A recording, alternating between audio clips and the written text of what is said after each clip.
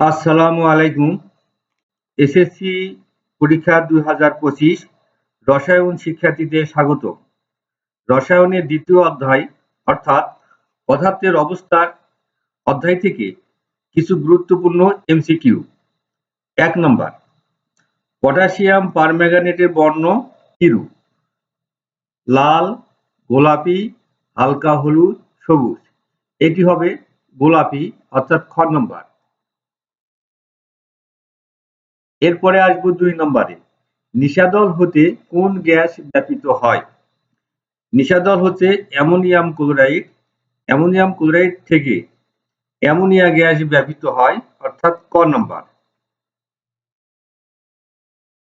এরপরে ৩ নম্বর, রান্নার জন্য সিলিন্ডারে ব্যবহৃত গ্যাসটি হতে পারে ইথেন, প্রোপেন, বিউটেন।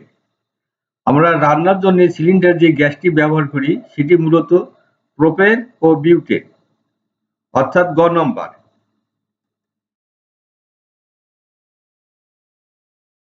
এরপরে ৪ নম্বর, ইউরিয়ার গলনাঙ্ক কত? ইউরিয়ার গলনাঙ্ক ১৩৩°C অর্থাৎ ঘ নম্বর।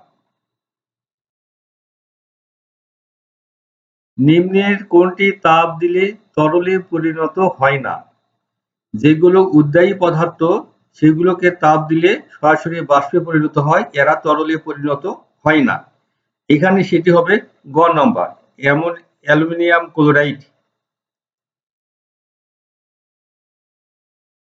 এরপরে আসবো ৬ নম্বর, কোনটির সংকোচনশীলতা সবচেয়ে বেশি? হাইড্রোজেন, নিশাদল, ডিজেল, চুন। আমরা জানি গ্যাসীয় পদার্থগুলোর সংকোচনশীলতা বেশি। এখানে গ্যাসীয় পদার্থ হচ্ছে হাইড্রোজেন অর্থাৎ ক নম্বর। এরপরে ৭ নম্বর, কোনটির ঘনত্ব সবচেয়ে বেশি? অর্থাৎ কঠিন পদার্থের ঘনত্ব সবচেয়ে বেশি। এখানে খাদ্য লবণ হচ্ছে কঠিন পদার্থ অর্থাৎ ঘ নম্বর।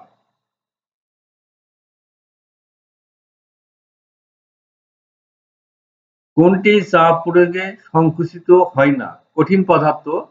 এখানে হবে খ নম্বর চুনাপাথর।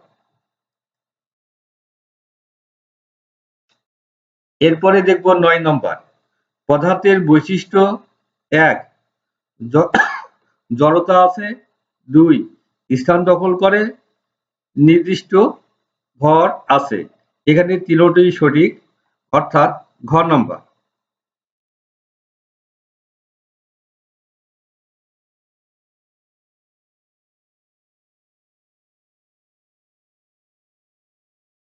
দশ নম্বর, কোনটির আন্তঃকণা আকর্ষণ বল সবচেয়ে কম?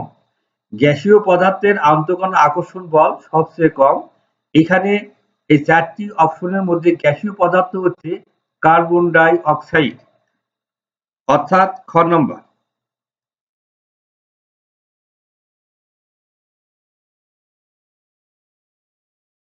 এরপরে ১১ নম্বর, ব্যাপন সংগঠিত হতে পারে কঠিন পদার্থের, তরল পদার্থের, গ্যাসীয় পদার্থের।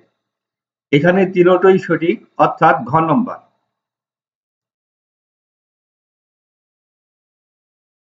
এরপরে আসবে ১২ নম্বর, নিম্নের কোনটি নিঃসরণের হার বেশি? যেটার আণবিক ভর কম হবে সেটি নিঃসরণের হার বেশি হবে। এখানে কার্বন মনোক্সাইড, কার্বনের পারমাণবিক ভর ১২, অক্সিজেন হচ্ছে ১৬।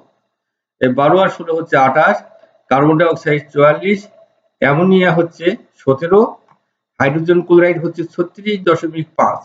এখানে অ্যামোনিয়ার আণবিক ভর কম, ফলে এর নিঃসরণের হার বেশি অর্থাৎ গ নম্বর। ব্যাপন ও নিঃসরণের হার নির্ভর করে বস্তুর ভরের উপর, ঘনত্বের উপর, চাপের উপর। ব্যাপনের ক্ষেত্রে চাপের কোনো প্রভাব নেই। তাহলে এখানে হবে ১ আর ২ অর্থাৎ ক নম্বর।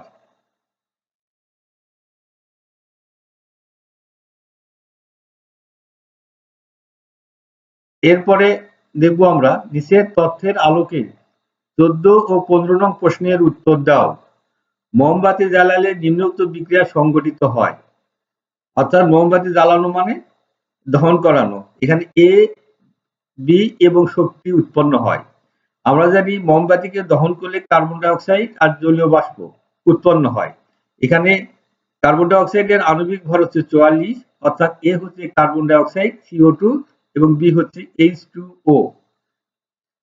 উদ্দীপকের প্রক্রিয়ায় এখানে ভৌত পরিবর্তনও ঘটে, রাসায়নিক পরিবর্তনও ঘটে। আর পদার্থের 3 অবস্থার সৃষ্টি হয়। তাহলে এখানে হবে 3টি, অর্থাৎ ঘ নম্বর। তাহলে এখানে এ হচ্ছে কার্বন ডাই অক্সাইড যার ভর 44, বি হচ্ছে H2O যার আণবিক ভর 18।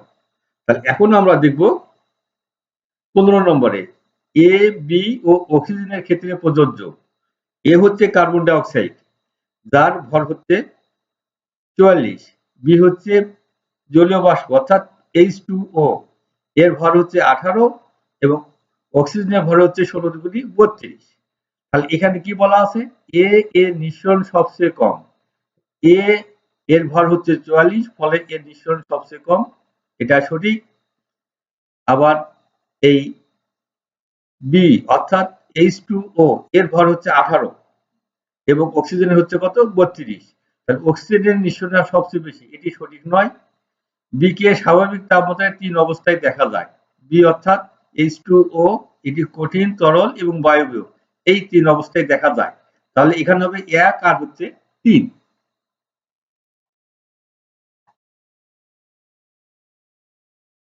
গ নম্বর, নিম্নের কোনটিকে তাপ দিলে তরল অবস্থার সৃষ্টি হয়?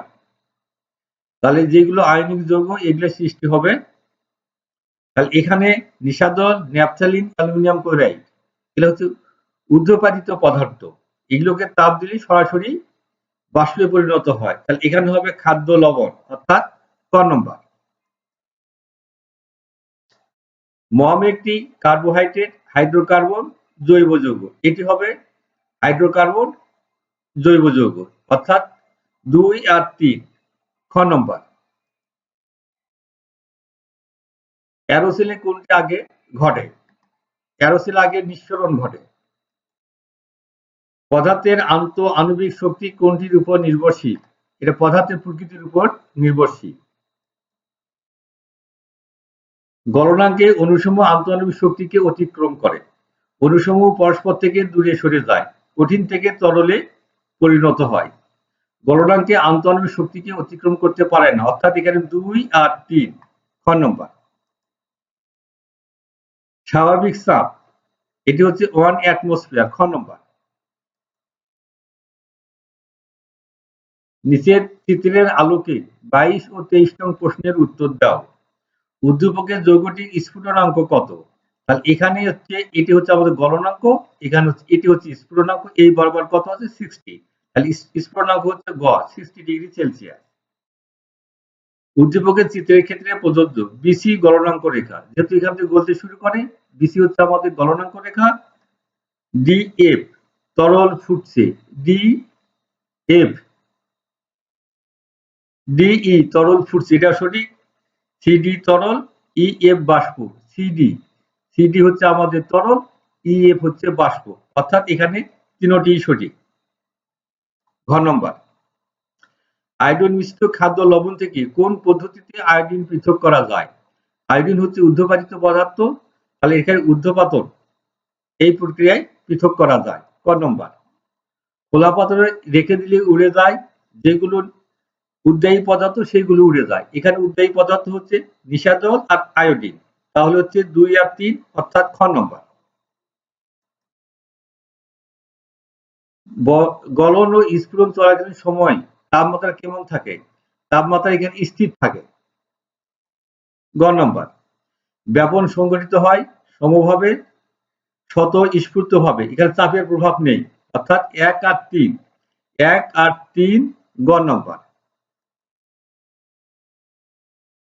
নিচের কোন পদার্থের আন্তঃকণ আকর্ষণ বল সবচেয়ে কম? গ্যাসীয় পদার্থ, তাহলে এখানে নাইট্রোজেন হচ্ছে গ্যাসীয় পদার্থ, অর্থাৎ গ নম্বর। কঠিনকে তাপ দিলে তরল, তরলকে তাপ দিলে গ্যাসীয়, উপরের নিয়মের ব্যতিক্রম কোনটি? অর্থাৎ এখানে যেটি হবে উৎপাদিত পদার্থ সেটি, এখানে উৎপাদিত পদার্থ হচ্ছে অ্যামোনিয়াম ক্লোরাইড, অর্থাৎ খ নম্বর। কোন বস্তুর ভেতরে কোনো বস্তুর ভেতরে পদার্থের পরিমাণকে কি বলা হয়? ওজন, ভর, মৌল, যৌগ। এটি হচ্ছে ভর, অর্থাৎ খ নম্বর। সকলকে ধন্যবাদ।